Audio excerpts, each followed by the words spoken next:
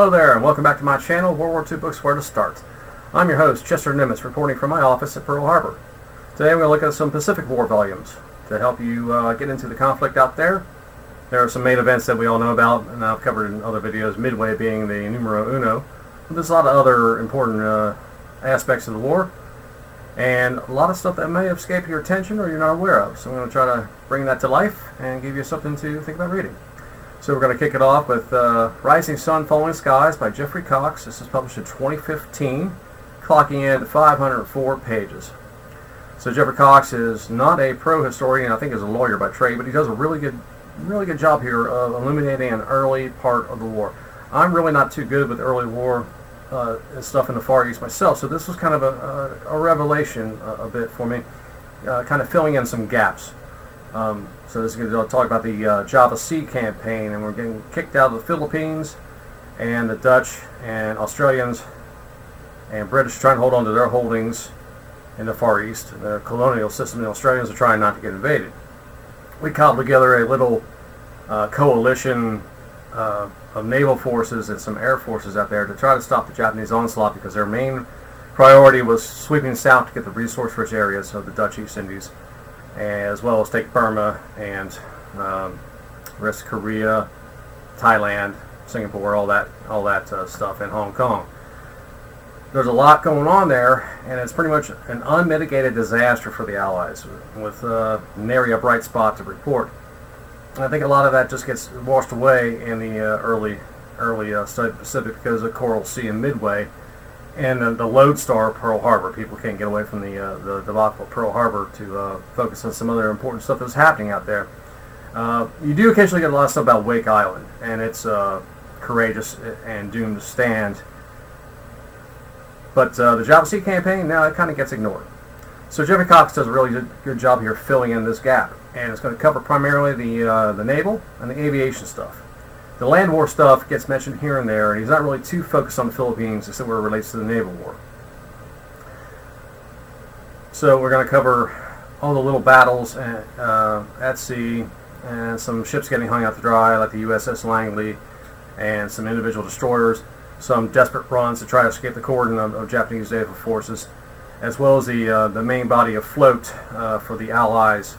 Their little cruiser force with a lot of antiquated World War I four-stack destroyers trying to interdict Japanese transport convoys as they invade here, there, and everywhere, and eventually dooming most of those cruiser forces, including the USS Houston, which was our only heavy unit out there, an 8-inch treaty cruiser, which really had no underwater protection and was pretty much a tinderbox, but it was all we had out there. It just did not put resources into defending the Far East. The Naval Command and Joint Chiefs kind of figured it was a doomed effort to just pour millions of dollars of resources into something they didn't think they could hold anyway if the Japanese attacked, which they did, and their premonition turned out to be pretty well correct.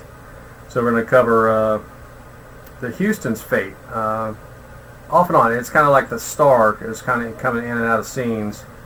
And I think it does a really good job for what it is. Some of it's really nitpicky detail with individual aircraft and some squadrons and detail, but it's really valuable for filling in the gaps. And it reads very well. It reads really fairly well. Maybe a tad long, but not too bad. So that's Rising Sun, Falling Skies by Jeffery Cox. And then another early war monster right here, Neptune's Inferno by James Hornfischer, published in 2011. James Hornfischer just passed away last year, unfortunately, in his early 50s. Cause unknown, or at least I couldn't find out. Sorry to say that, because Neptune's Inferno is a really fantastic book.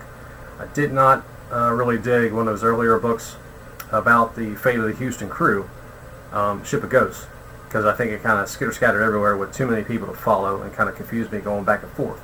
But he really nails it down with Neptune's Inferno. This is about Guadalcanal, and there's plenty of material out there on Guadalcanal. There's combined air, sea, and land campaigns. There's individual air, sea, and land stories. There's individual battles. There's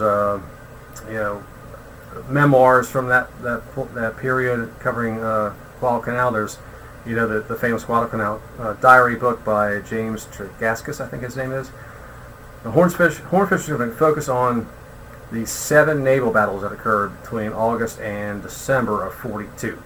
in the waters around Guadalcanal. It's a whopping boatload of, I did not say that, a whopping amount of action for such a confined space of water and time frame to have 7 major naval engagements, along with some individual, submarine versus surface stuff action and individual destroyer run-ins that he does not mention.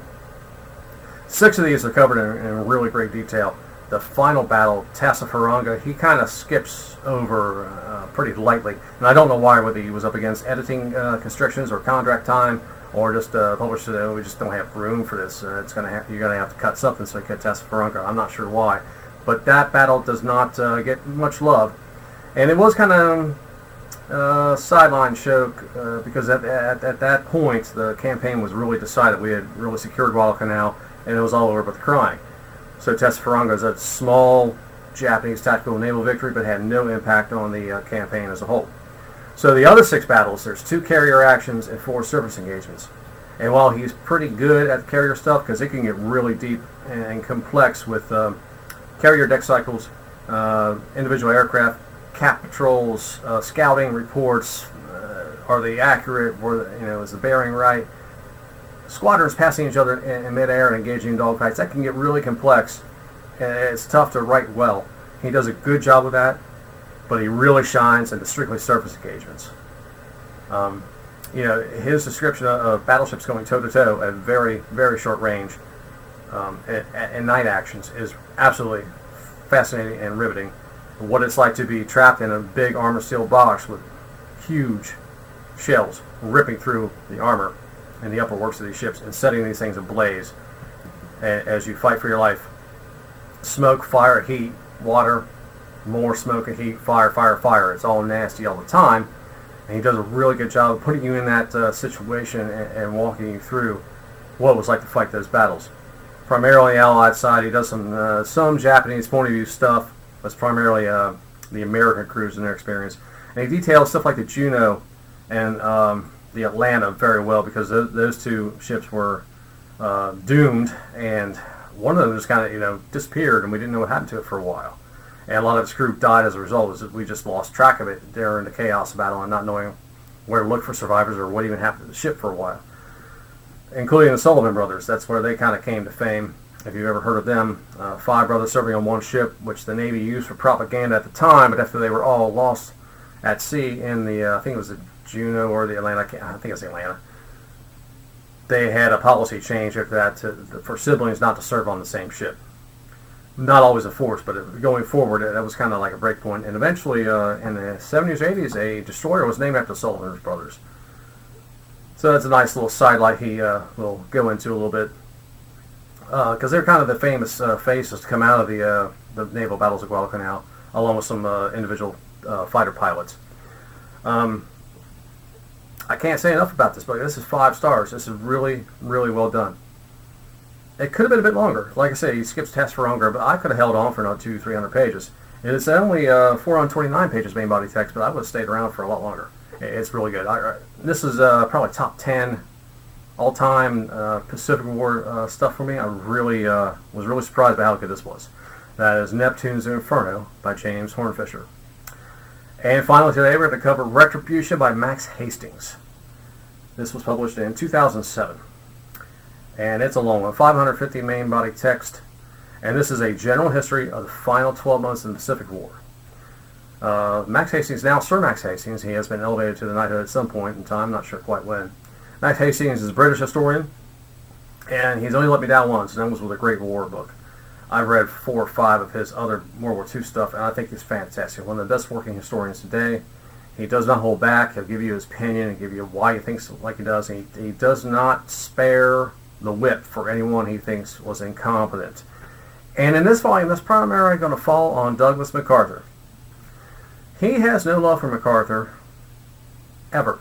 And he's going to just beat him up over and over, almost, kind of like the old 1800 styles of American political writing, where you would just throw dagger at somebody in a newspaper article and publish it anonymously and just slaughter their reputation. That's what Max Hastings does here with MacArthur. He's got absolutely no love for him during the war. Now, after 45, he thinks he's A-OK in his governorship of Japan, post-war occupation stuff, and in Korea. But World War II stuff, Hastings can't stand him, and I'll tell you in detail why. And it's hard to disagree with a lot of it. He was the monumental ego of all monumental egos. He can make Churchill think, man, this guy's pretty arrogant. It's just phenomenal how big MacArthur's head was and how important he thought he was to the human race. But in Inferno, Retribution, Max has a lot of ground to cover in the last 12 months of war. And general histories can hop, skip, and jump, and somehow Hastings really does a good job of getting into detail and making you feel like you've got a good chunk, a good solid sandwich out of every topic he covers instead of just a light snack of potato chips or a couple pretzels. He really goes in depth with some stuff, and to the point where he's covering Liberation of Manila, I think he does in 10 pages or less, probably 4 pages, what another guy's book tried to do in 300 pages I read recently, and not nearly convincingly and not nearly as well written. So he's that kind of writer. He's that good.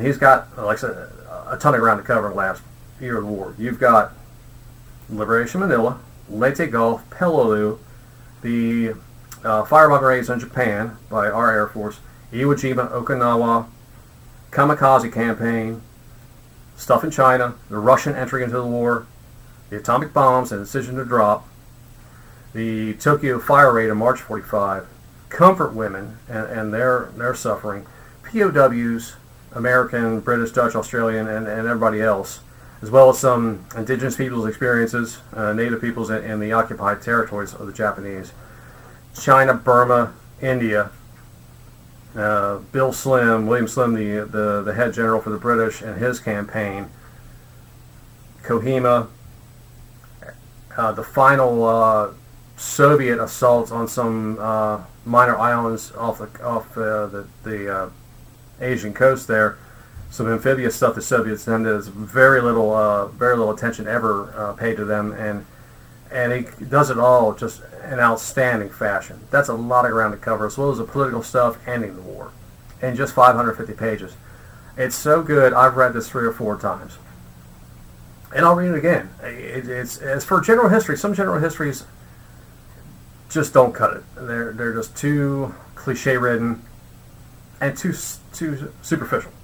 Max Hastings is not that. He's really gonna put it in perspective and give you a really good, broad as well as deep view of the final year of the war in the Pacific.